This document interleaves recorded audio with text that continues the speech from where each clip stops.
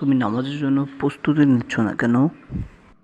আমি নামাজে যাব না, তুই নামাজে চলে যা। আমি এখন একটা মুভি দেখতে বসবো। খুব সুন্দর একটা মুভি নামিয়েছি। কি বলছো বড় ভাই? তুমি নামাজে না যেয়ে তুমি এখন মুভি দেখবে? আজকে জুম্মার দিন, আজকে কত সুন্দর একটা দিন। এমন দিনে তুমি মুভি দেখবে? বড় ভাই, এটা করো না। চলো নামাজে চলো আমার সাথে। আরে তোকে বললাম না, তুই নামাজে চলে যা।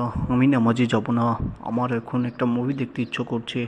তুই যা, আমাকে বিরক্ত করিস না। তোর কাজ তুই কর, যা।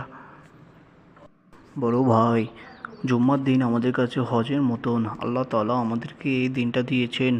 আর তুমি এখন মুভি দেখবে? এটা করো না বড় ভাই। তুমি তো জানো না মৃত্যুর পরে কত ভয়ঙ্কর আযাব হবে। তোমাকে অনেক আযাব দিবে, আগুনের ভিতর ফেলিয়ে দেবে।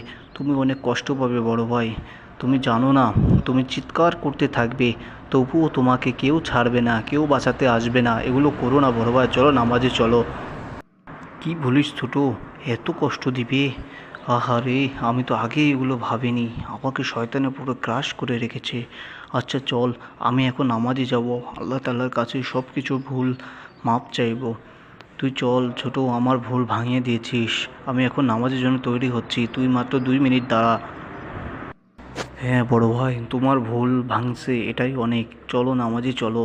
নামাজে গেলে দেখবে কত শান্তি পাবে। এগুলো মুভি দেখেও এত শান্তি পাবে না। চলো ভাই, এখনই নামাজে চলো। আমি তাহলে পাঞ্জাবি পরে আসি, তুমিও গোসল করে রেডি হয়ে আসো। আলহামদুলিল্লাহ, তোমার সব কিছু ঠিক হয়ে গিয়েছে, আমি অনেক খুশি।